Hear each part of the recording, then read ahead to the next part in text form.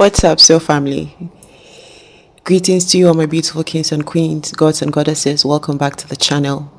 If you're new, I welcome you to Soul Family Oracle, where I deliver messages from the divine, the depths of our soul, our spirit guides, and our ancestors. And if you're returning, as always, thank you so much, and welcome back to the channel. So today's message is a bit packed, and I have notes that I put down on it. I was meditating on it before, and I had a bunch of stuff that I put down, but I'm also going to be using the tarot to go a bit deeper, because it feels like there's a lot in it that wants to come out or wants to be heard. And the message was basically saying that this message or this download was for the royal priesthood and the kingmakers of the golden era, of the golden age, the kingmakers and the royal priesthood. And one of the main things that was coming up to be understood is how the royal priesthood, the role of the royal priesthood, goes beyond the priestly roles that we are used to, like doing magic or delivering messages or reading omens or bringing down divine messages and stuff like that, and healing and all those things. And that the divine priesthood held a very important role, especially back in the day in ancient Egypt, where the making of the king was more of a spiritual process than a physical or political process. And so that's a lot of what we are also going to be unpacking in this message, because I feel like for those that this message are for, you have been royal priests. You have been royal priests or come from a line of the royal priesthood. And so you come from a line of kingmakers. And even though we are not in that ancient time now, your role as a kingmaker is still very prominent. It's still very active. Okay. But I was getting, it's like during or getting to the golden age is where the royal priesthood is called to take stance, because that is the time where kings are made. The kings that are made for the golden age or the golden era are very different from the kings that are made throughout every period or every century or every era. They are very different in the sense that they are equipped with specific knowledge and tools that would help them to bring about that golden age. And the golden age in every lifetime, or the golden age in humanity's cycle, is basically a period where there's a lot of success, a lot of peace, a lot of fulfillment for all of humanity.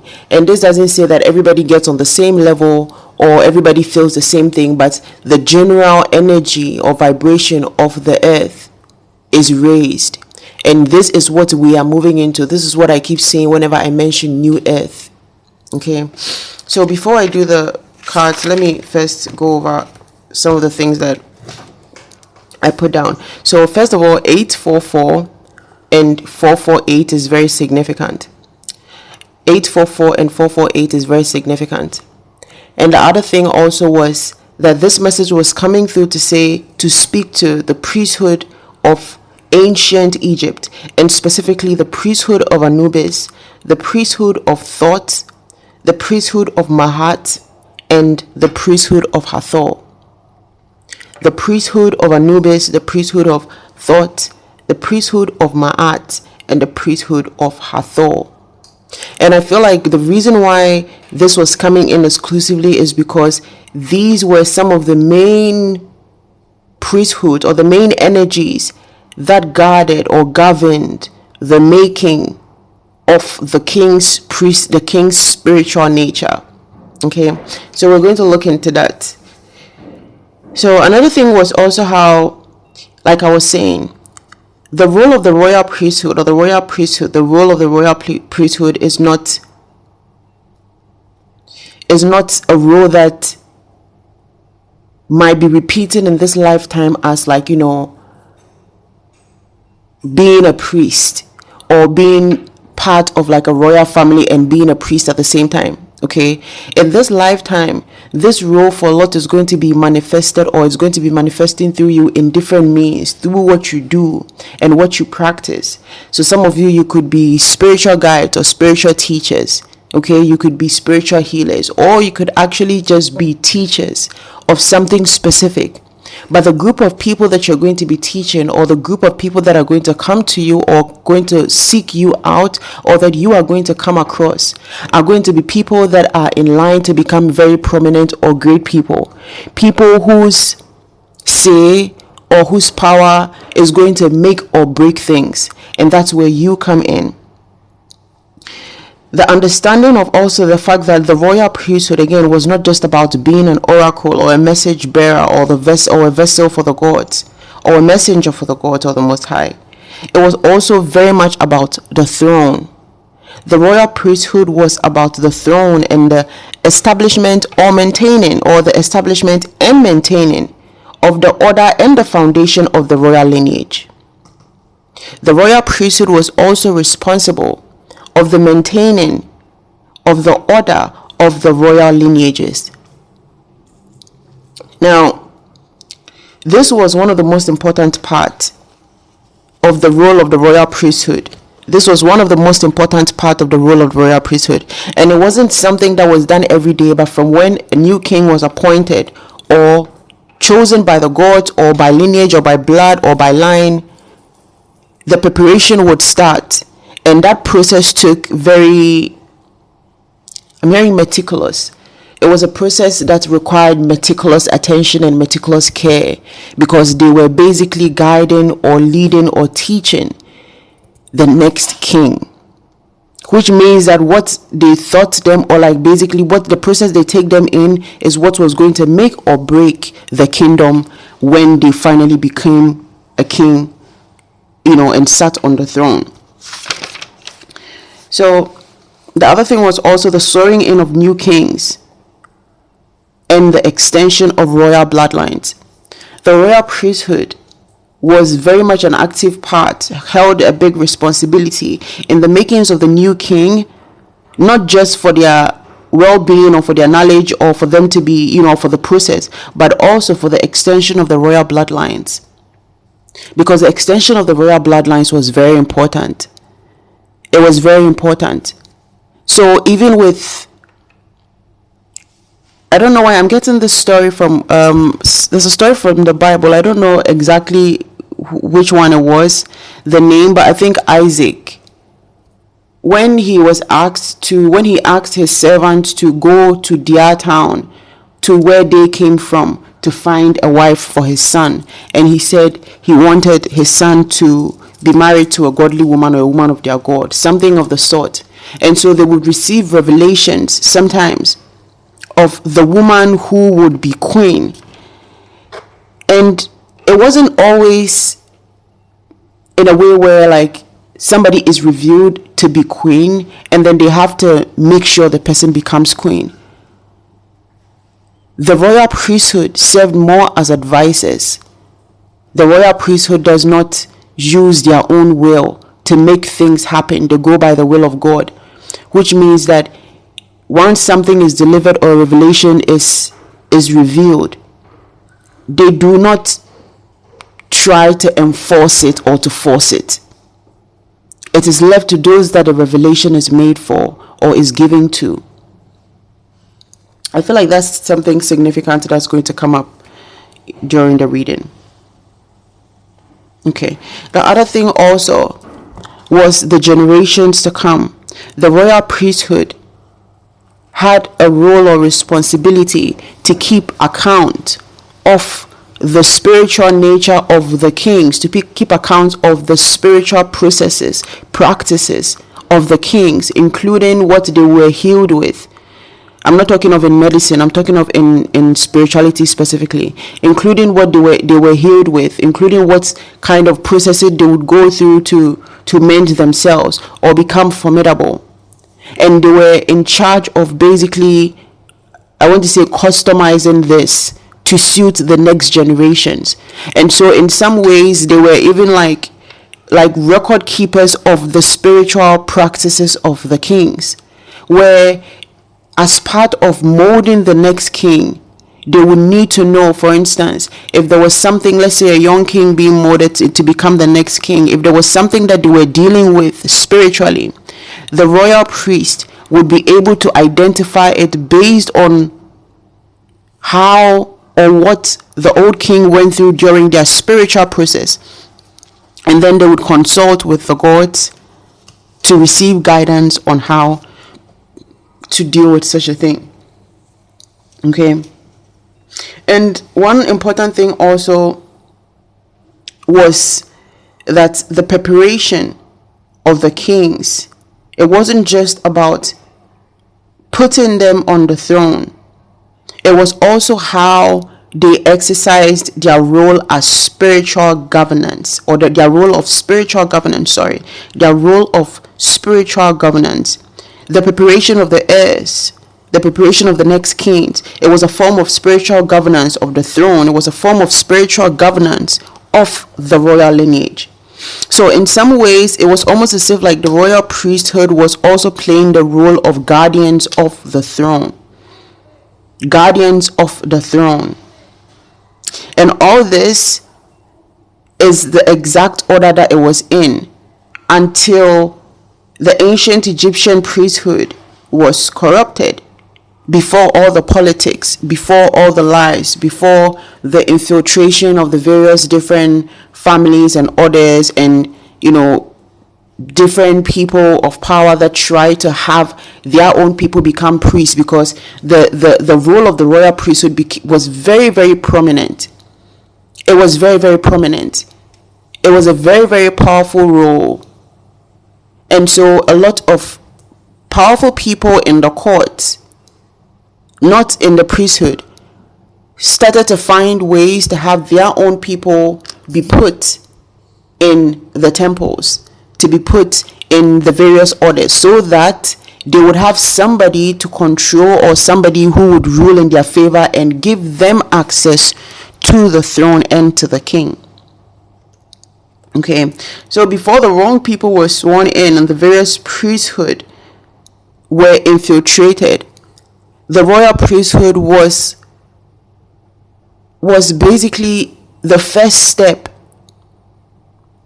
to making of the new king.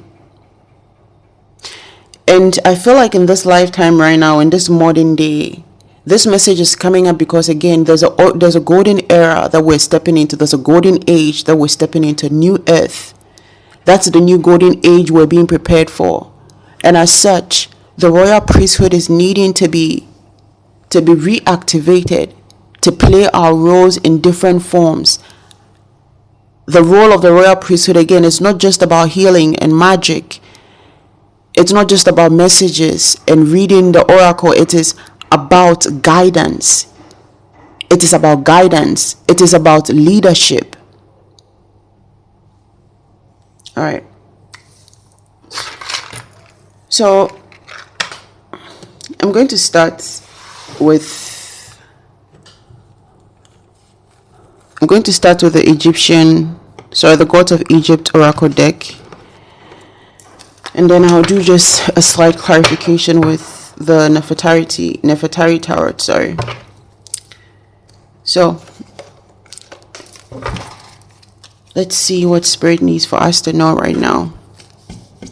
I'm hearing Egyptian lineage. Egyptian lineage is very prominent in this. I'm hearing Egyptian lineage. All right. What do we need to know right now, Spirit? What do we need to know? What do we need to know concerning the various priesthood and the royal priesthood in general?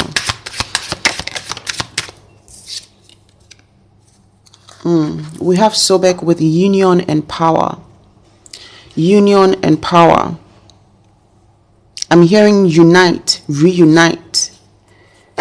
I feel like in this time right now, whoever this message is for, the lineages of those that have come from the bloodline of the original royal priest, the royal priest, the union and the power, there's a need to understand that you are not separate from your power. You are not separate from the power of royalty.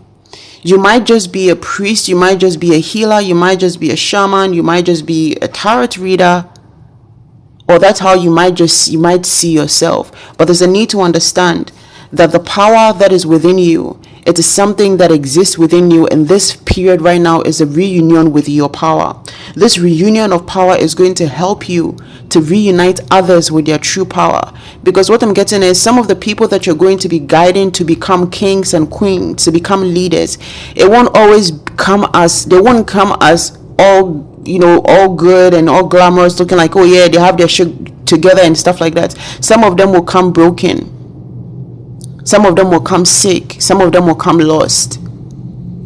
And the most important part of your role is to unite them with their power, is to remind them of their power, remind them of who they are, help them step into their power. So I feel like for a lot of you, part of how your role is going to unravel is just you coming across a lot of people that you can see greatness in them, and somehow you are going to be put in the position to help them see that greatness too, to open their eyes to see how great they are. And this is going to reunite them with their power. That reunion with their power is going to really open them up to now see the possibilities and to what extent they can achieve.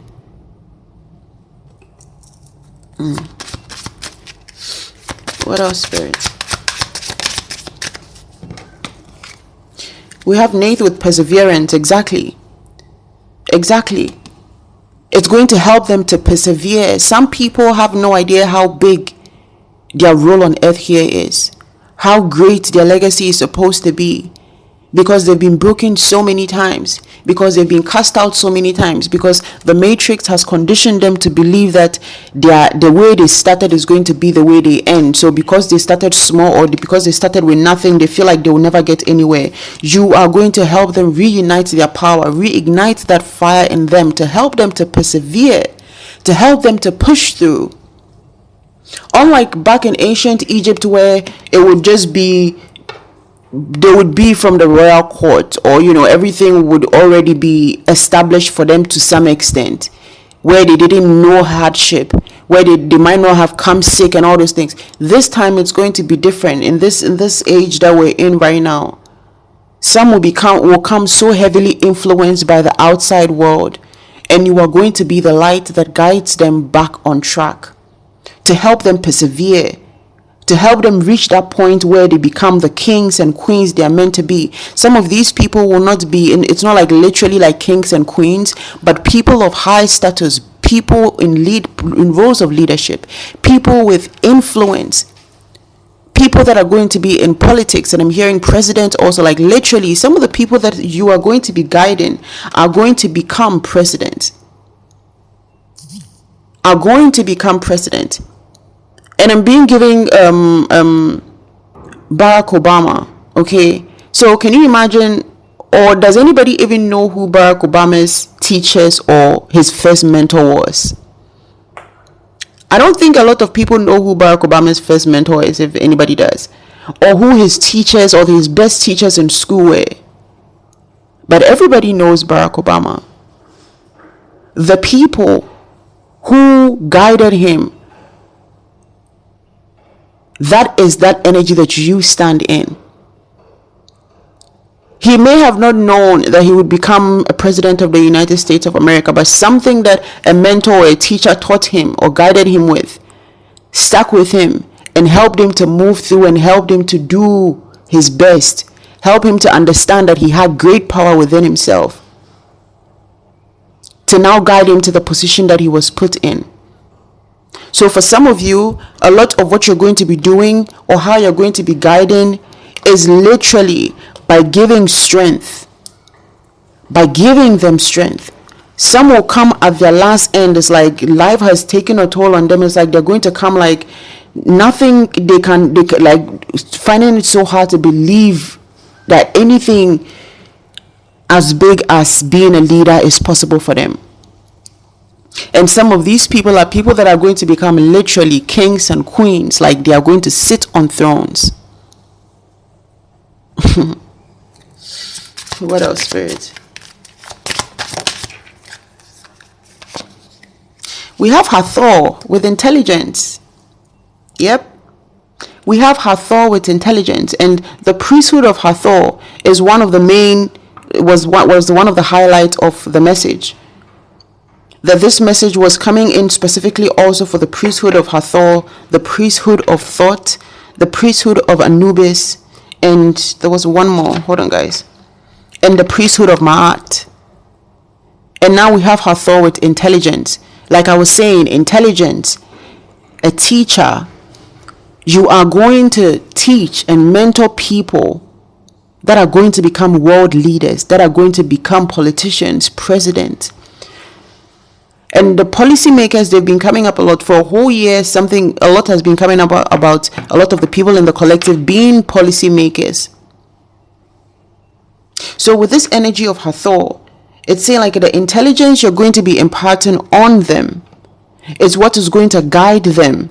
It's not just going to be intelligence like intelligence from the book. It's going to be emotional intelligence, spiritual awareness, higher consciousness and internal clarity. That level of intelligence, not like book smart, is going to be intelligence beyond what they can find anywhere else or in any book. Now, something is coming to me about like, imagine a young king, okay, or a young, like when the young children that are in the royal families and are meant to be kings at an early age start to train to become kings. They are appointed teachers. They might have a head teacher, but they are appointed also different teachers, and then they learn specific things. They learn philosophy. They learn about other world leaders, other worlds. They learn multiple languages. Some of them learn special military skills. Some of them learn special ability, like not special abilities, special skills. And I'm hearing archery. I think archery is like shooting the arrow, right? Archery. That might be significant to somebody. Okay. And the things that they start to teach them at a very young age, including multiple sports, it is to build their intelligence. So by the time they are grown to a certain age, they are able to do so many things. They are very intelligent. They are very wise. They are very well spoken. They are very sophisticated. They are very knowledgeable. They are also very emotionally intelligent. They are also very well learned. They are also very strong. Some of them can play multiple sports. Some of them speak multiple languages. That's that intelligence. This is what you're going to be doing. It's like, it's like for some of these people, they will have high positions. Some of them you are going to be older than, but it's almost as if they're going to be like your student, like a young king that is being trained and prepared and ready for the throne.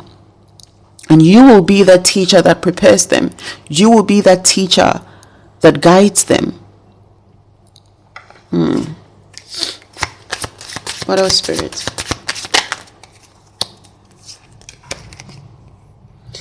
We have Ptah with skills and Anubis with transformation. Wow. These cards are speaking and I love it. We have Ptah with skills and Anubis with transformation. The priesthood of Anubis is another one that was highlighted in the beginning of the message. So Ptah with skills, like I was saying, they are taught specific skills. They are taught a lot of things to help them with their transformation to become kings.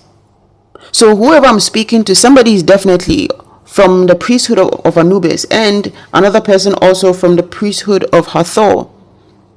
The priesthood of Anubis, it speaks of power and transformation, transformed into leaders, into kings. And not just kings, not just any kings, kings of the golden age, kings of the golden era. This energy of transformation, it's a very heavy energy. It's a very important energy. It's like some of these people their life will never be the same after meeting you. They are going to be totally transformed from your guidance and from your teaching, they will never be the same again, but for the good. What you're going to impart in them is going to live with them for the rest of their lives. And in everything that they do, in every role that they play, everything that they decide, they are going to refer to those deep teachings, that inner knowing that you helped them to cultivate or taught them how to tap into. Some of these people are going to learn how to tune into their intuition, how to pay attention to their intuition, how to read omens, so that they are not just operating from the physical, but also with very much, with a lot of spiritual awareness. With a lot of spiritual awareness. Not only would they be prepared physically with the skills, they will be prepared also spiritually with the transformation. And Anubis, god of death, death represents transformation through your hands. Like the priesthood of Anubis, they will be brought to death, the old self, and they will be guided to be reborn into the new self, transformation. Wow. This reading is getting very interesting.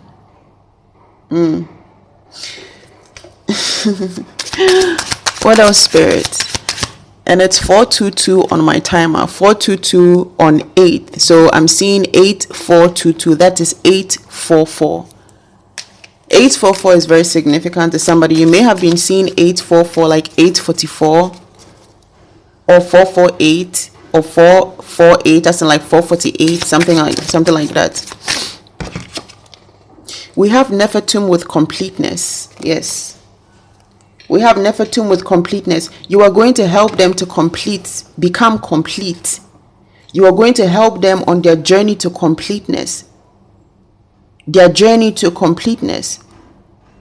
You are going to help them with that rite of passage to reach the level of wholeness that they need to become the leaders that they're going to become.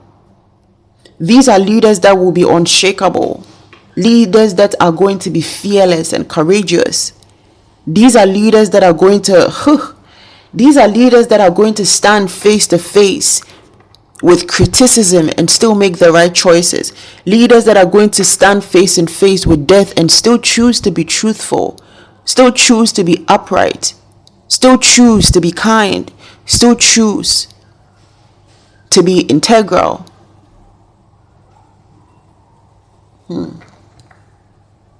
I'm hearing integrity in leadership. Integrity in leadership. You're going to be building leaders that have integrity. Leaders with a conscience.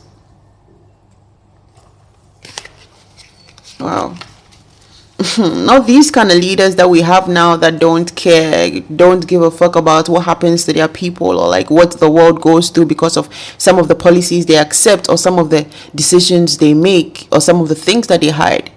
This is going to be the opposite, because again, the golden age, the golden era, the new earth is not about what we have. It's about what we do with what we have. It's not going to be about what status we carry or what position we sit in or what throne we sit in. It's going to be what we do with that status, that power, that position.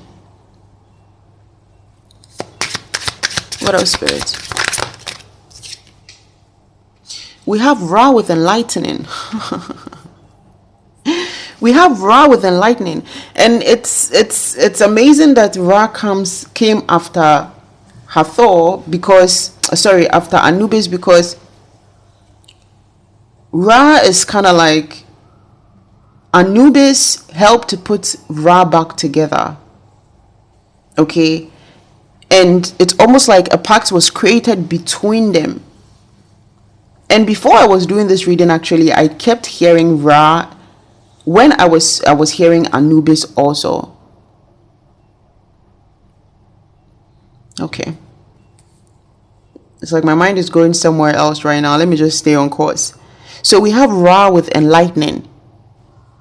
Ra with enlightening. The Solar King himself. The Solar King himself. You are going to be enlightening the new leaders of earth. You are going to be enlightening the kings and queens. You are going to be enlightening the world's influencers, and I'm not speaking of influencers like TikTok influencers and skincare influencers and stuff like that. You know what I mean? Okay. And I'm getting a reading that I did a while ago, and it said kings of queens, or yes, queen of kings, or kings of something like that, like people of power would come to seek your counsel. People of power will come to seek your counsel. You understand? People of power will come to seek your counsel because of your wisdom, because of your knowledge, also because of your strength, because of that fire within you. And I feel like this enlightening, it's like you're going to be enlightening them about they themselves. Enlightening them, it's not going to be about you teaching them and how to do this. And I feel like what you're really going to be teaching them is how to become, is how for they themselves to also become that higher version of themselves that allows them to walk fully in their divine energy as their higher selves, as the kings and queens that they are. It won't be about always coming to you for guidance, or always, you are going to be building them in a way that makes them powerful, not make them dependent on you or make them dependent on your guidance. And I feel like this is another very important part. A lot of people operate in a way, or a lot of people that are in like a position of power, or like, let's say, healers or teachers or something of the sort. Some of them, or a lot of them, operate in a way that makes you come back to them, makes you have to go back to them and back to them and back to them, make you feel like you need to keep going back to them. But you are going to be giving them the keys to unlock themselves, so that with or without you, they are able to move forward in the right direction. So you are really going to be enlightening people about themselves and about who their soul really is, and not just enlightening them about energy and frequency and manifestation and alchemy. And no, you are going to be enlightening them about themselves and their higher self, their soul's essence. Wow. And I feel like that's big. You are going to guide them to themselves, to know themselves to the core, to know themselves fully. What else, Spirit?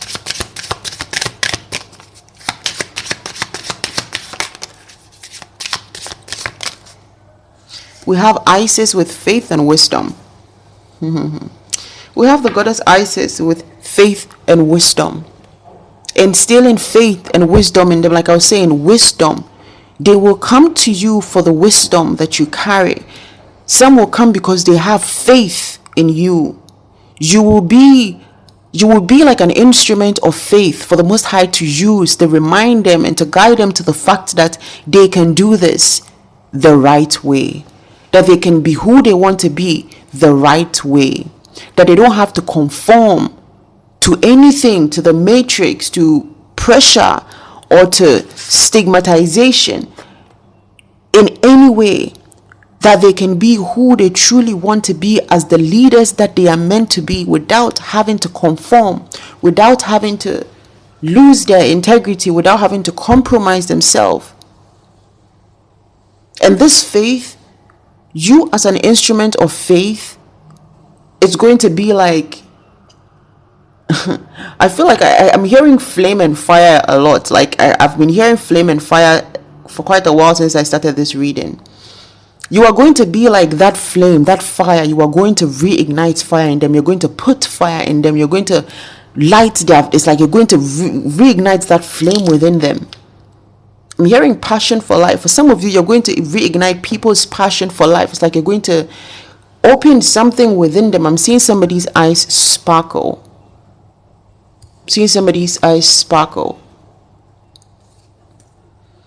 And you're going to be imparting wisdom into them, esoteric knowledge, wisdom, wise words.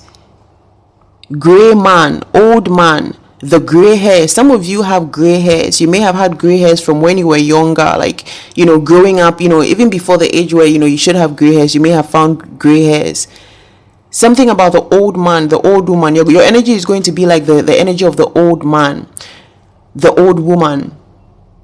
The Almighty is what I'm hearing. There is in some old text and in the old Christian teachings, it speaks of the Most High being like a gray man, an old gray man with like gray hair, and he being the wisest and even the advisor to the gods, being the advisor to the children and descendants of God. We are all children of God, but I think you know what I mean. So this is the energy that you're going to be in, and this is not to say that you'll be a gray man, you'll be a man with gray hair and everything before. No, this is just the energy. You could be very young, and again, like I was saying, some of these people that will come to you will seek your knowledge, will seek your guidance. Some of these people that you're going to lead to themselves, they will be much older than you. Some of them will be much older than you. But you are going to feel like the old wise man, the old wise woman. Some of you are going to be guiding people that are meant to be guiding children, or you yourself are going to be guiding children also. And you're going to be guiding, or you're going to be put in contact with special children with special abilities, children that have a very important role to play in the golden age, children that have big legacies. And so for some of you, you could even be dealing with some of these children now, and you don't even realize that it's part of the role you're meant to play as a kingmaker. But you have already noticed among some of the children, it's like you see how you're like, oh, this child is going to be a great person, or you can sense their energy and you're like, oh, this child is definitely going to be a this, or this child. And then you sense some of them their energy and you're like, look, this child needs a lot more love, or this child needs a lot more attention. You are sensing them on a future level because they are. So some of you, whereas you are going to be guiding people that are much older than you, some of you are going to be guiding kids that are meant to become leaders of the future, and some of you are going to be doing both. Some of the people you're going to be guiding, or the kingmakers you're going to be healing and guiding through this process, are going to be children. Some of them are going to be older people, matured people. What else, spirits?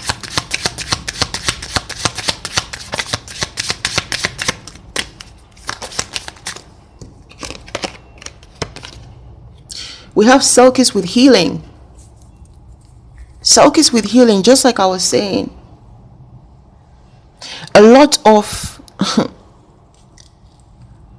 the people that you're going to be coming across, or a lot of the kings and queens and leaders of the new era that you will come across, they are going to come broken. They are going to come needing healing, and you are going to be that healing. You are going to literally, you're going to save people's lives.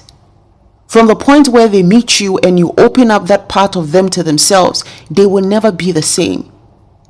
They will never be the same for the good. They are going to be healed. You are going to heal them. Your words, your teaching, your guidance is going to heal them. And the healing card is number 33. Spiritual healing. I'm hearing ancestral healing also. Some of these people, you're going to guide them back to their ancestry. You're going to guide them back to their ancestral lineage. Again, like I was saying, the royal priesthood, part of what the royal priesthood did, or part of the role of the royal priesthood, is what? The governance of the throne. The governance of the throne. The extension of the royal bloodlines and the foundation of the generations to come. The making of the kings and the preparation of the heirs of that lineage. The spiritual governance of the throne. So some of these people, you are going to be guiding them back to their lineage, their royal lineages. You're going to be guiding them. Some are going to find out through you that they come from royal bloodline. Some are going to find out through you how to connect back with their Egyptian royalty. What else, Spirit? Yes, we have carefree with change. We have carefree with change. You are going to make a change. They will never be the same. You are going to be the change that they need. There are people that are coming to you now, people that are coming into your life now, that are going to be very, very prominent people. People that are in your life now that will be very, very prominent people. And what you don't know is that you have changed their lives, that you have been the guiding force to them becoming who they were truly meant to be. Some of you, you will not know this now. You will not hear this now. You might not, but in the future you will know. You will have people come to you and say, yo, you changed my life. Your teachings changed my life. Your guidance changed my life. Your love, your healing changed my life. And that's another thing with the role of the teacher. What you teach and your guidance and everything, it's for the giving. Once it's done, it's done. It's like we don't keep track of what it did and how, how it impacted people. All we know is that what we were meant to teach, guide, and heal has been done, and that alone is enough. It's like sometimes I say to myself, once I am done posting a message on YouTube, my work is done.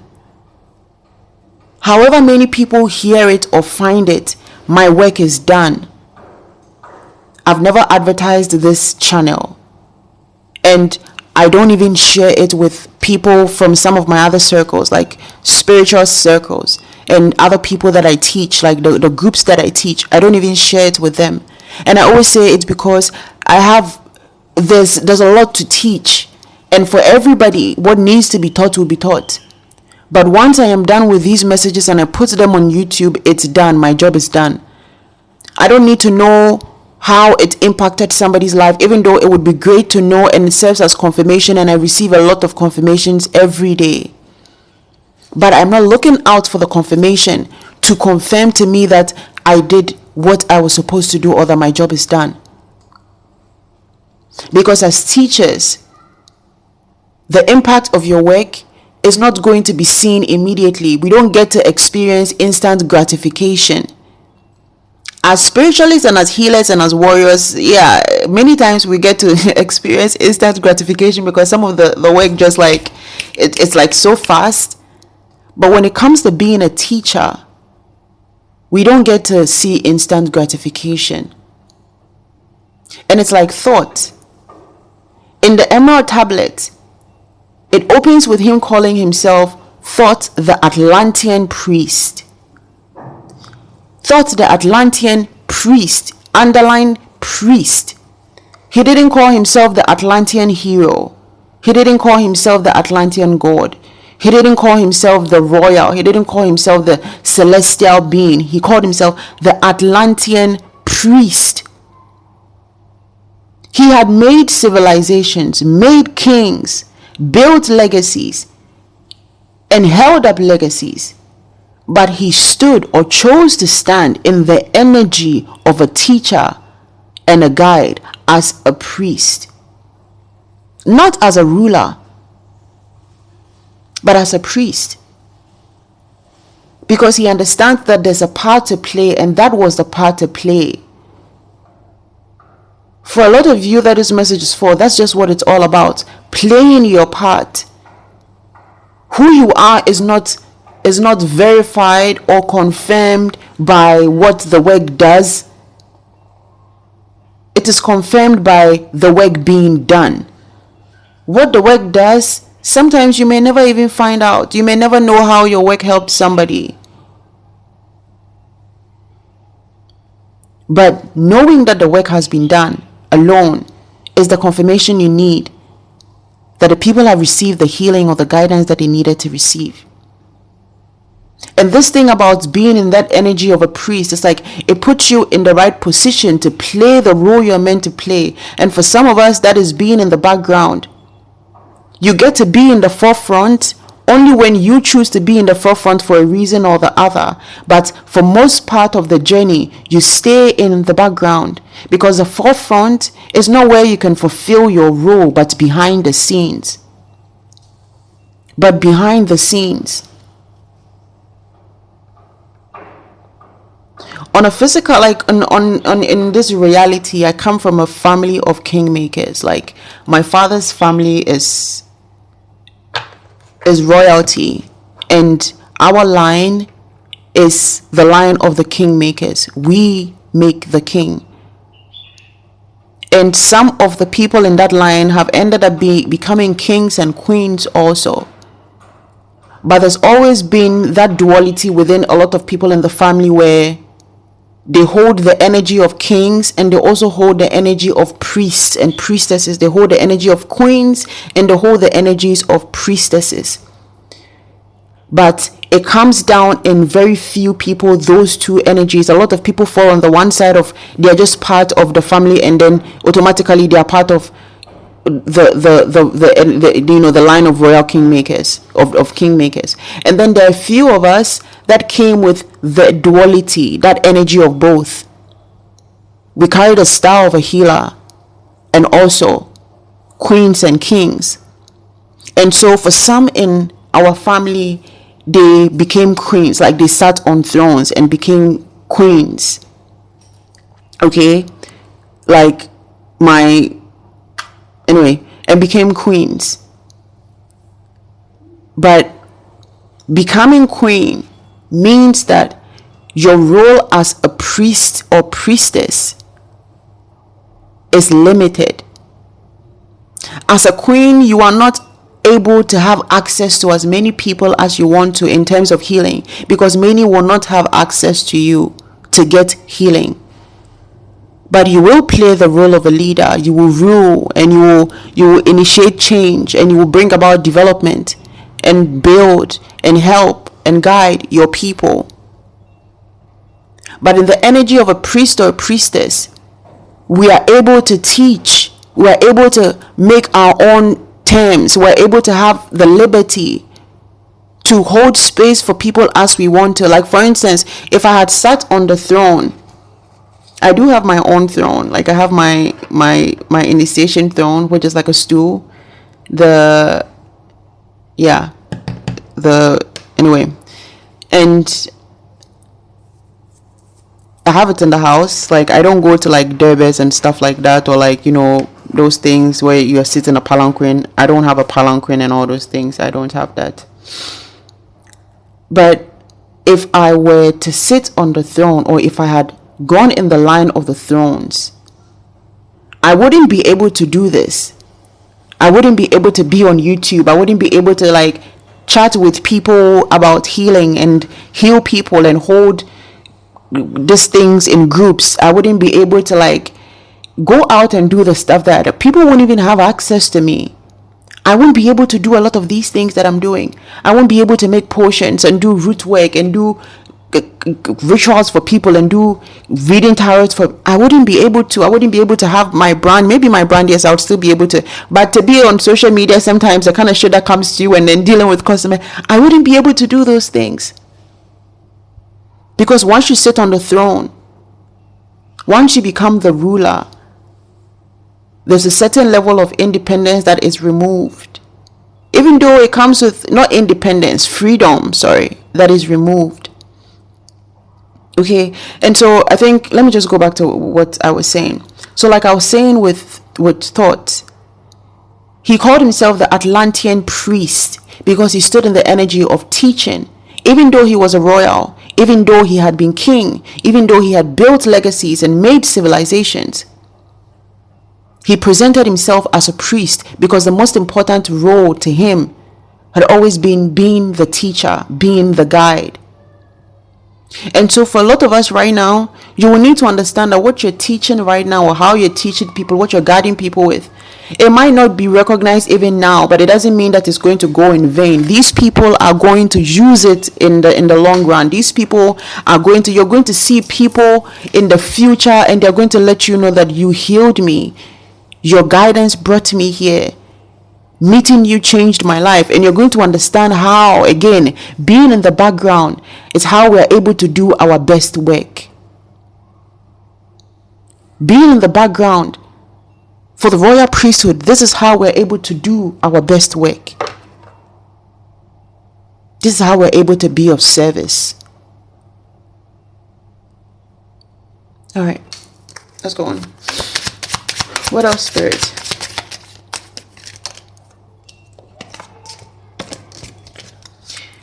We have Osiris with death and rebirth, and Khonsu with hermitage.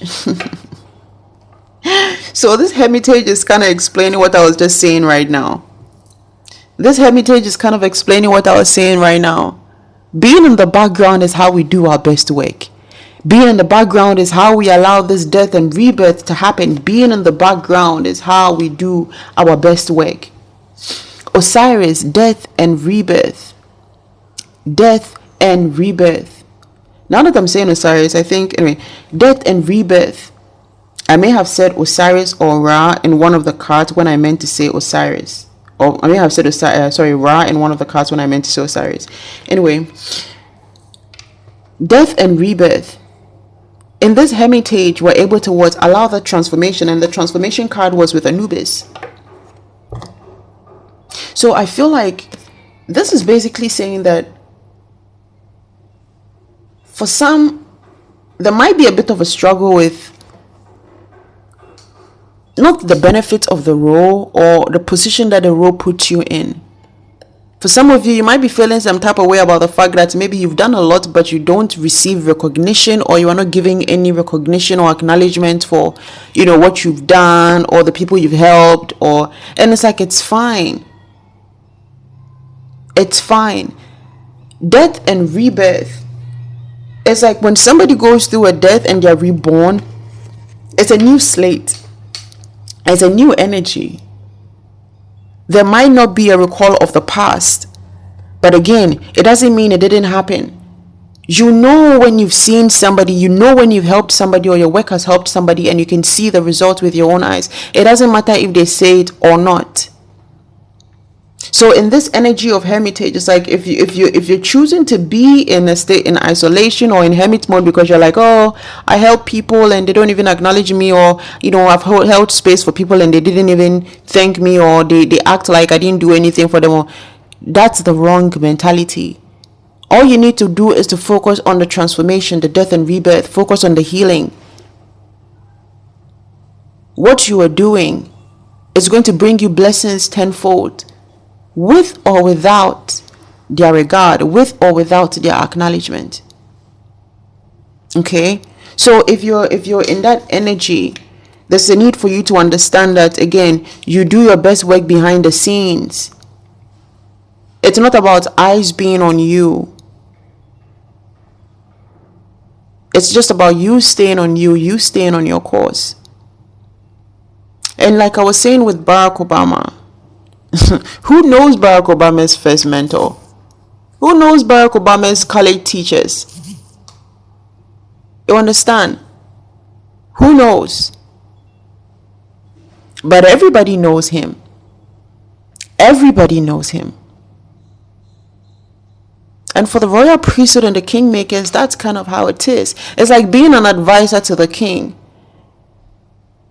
The king makes a very great decision and it benefits the country, and everybody hails him. Oh, hail the king. The king is the best. The king did this. The king made this decision and is the best decision, and this and this and that. Not knowing that the king took the guidance from his advisor, his trusted advisor. And nobody will know the advisor, but everybody will know the king. It's just like that. And it's absolutely fine. Wow, 8:44 on the timer. It says 53 and 44 seconds. That's 8:44. 8:44 is very significant. What else, Spirit?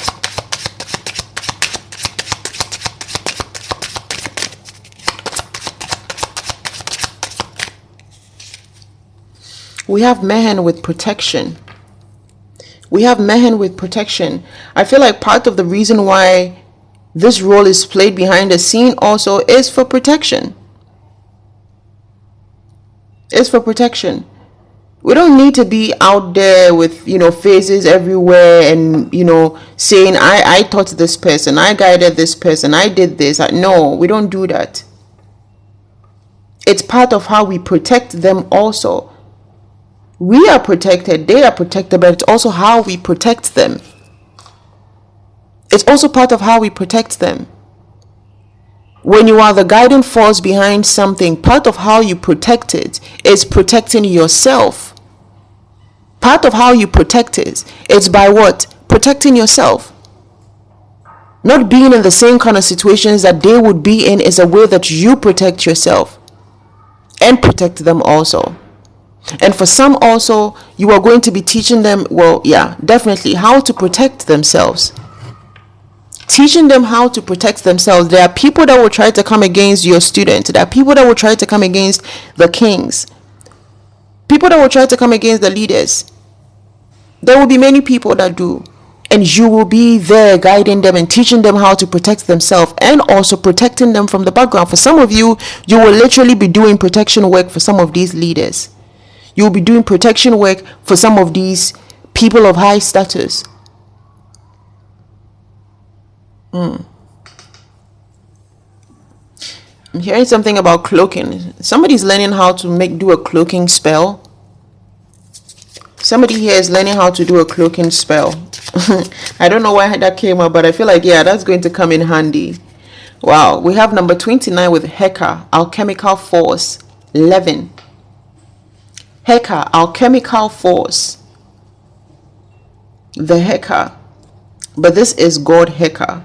Not the Heka as in Heka. This is God Heka. Alchemical force. You are going to be teaching them how to transmute. You're going to be teaching them how to transmute energy. How to use alchemical force, alchemical power.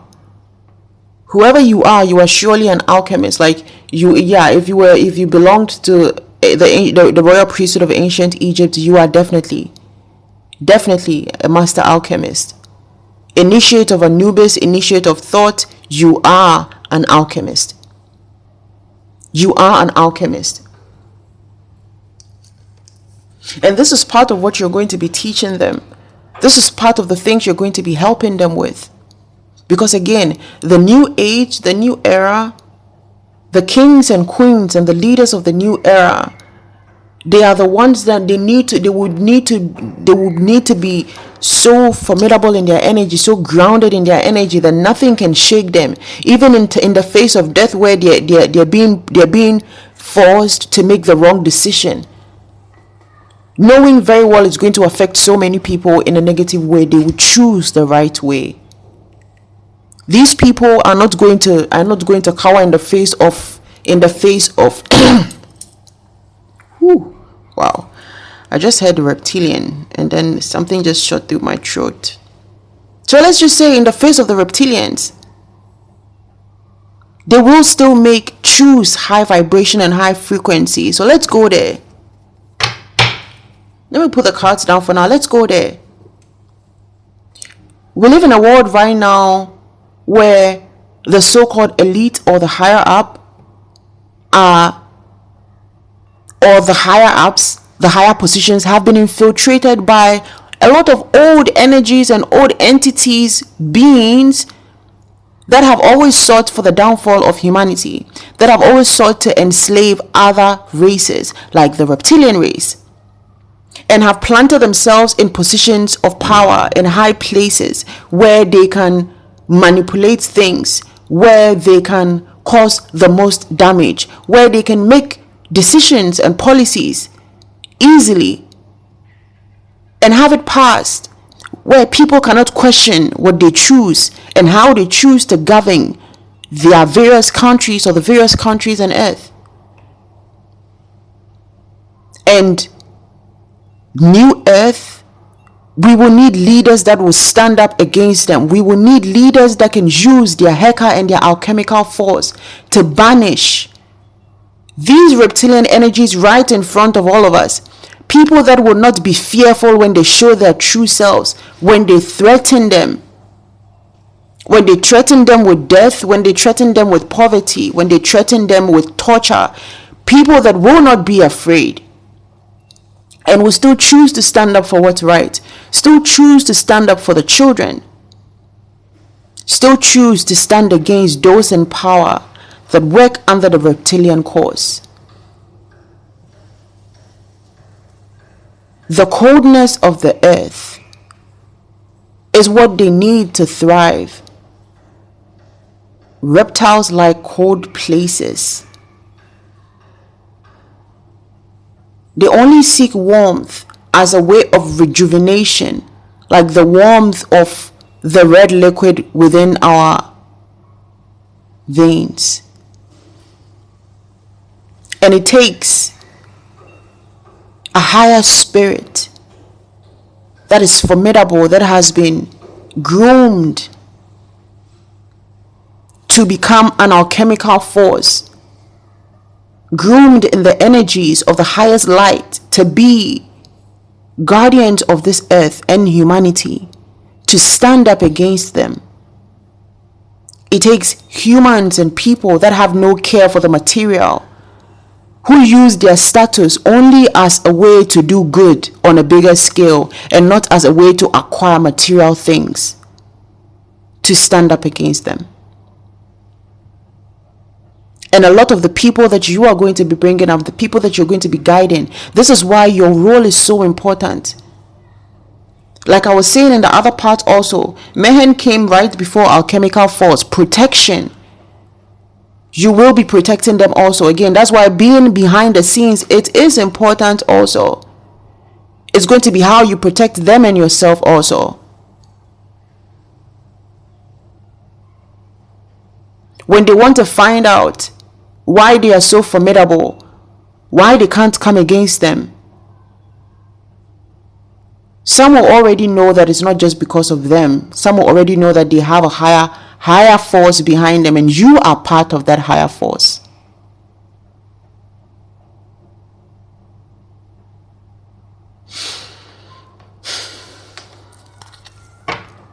All right, that had to come out. That had to come out. What else, Spirit?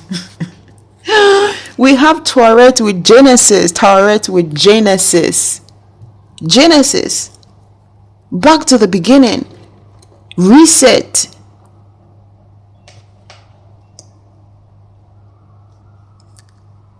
We're being reset for new earth. We're being reset for light. We're being reset for transcendence. You are going to help them to reset also. To reset their mind, to reset their spirit. For the roles that they are meant to be playing. A lot of people are trying to give up, or a lot of people have given up, or a lot of people gave up. But the role that you play is what is going to give them the strength to stand back in line and take over their positions, take on their roles. Because a lot of these things that are in those positions do not belong there. They don't even like the people. They don't like humanity. You are part of the making of the people that are rightfully meant for those roles. The people that are truly meant to be leaders. The true people that are truly meant to be the royals.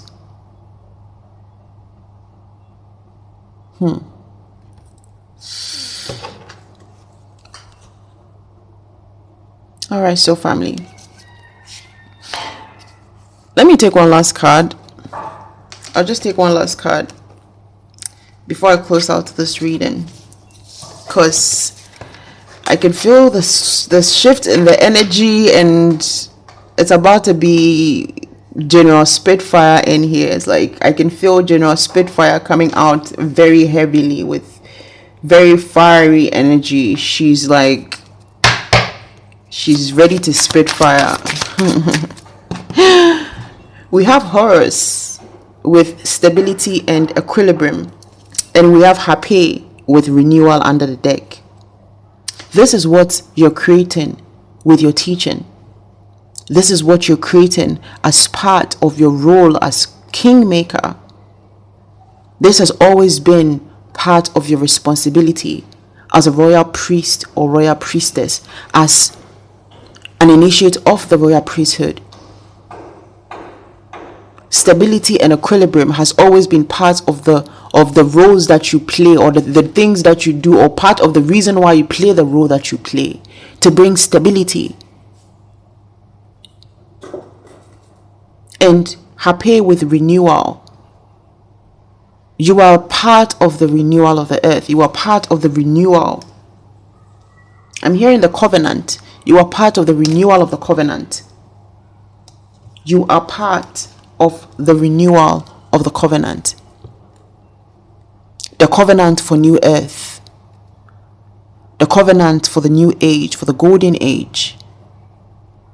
The golden age rid of the darkness. As always, guys, please listen with discernment.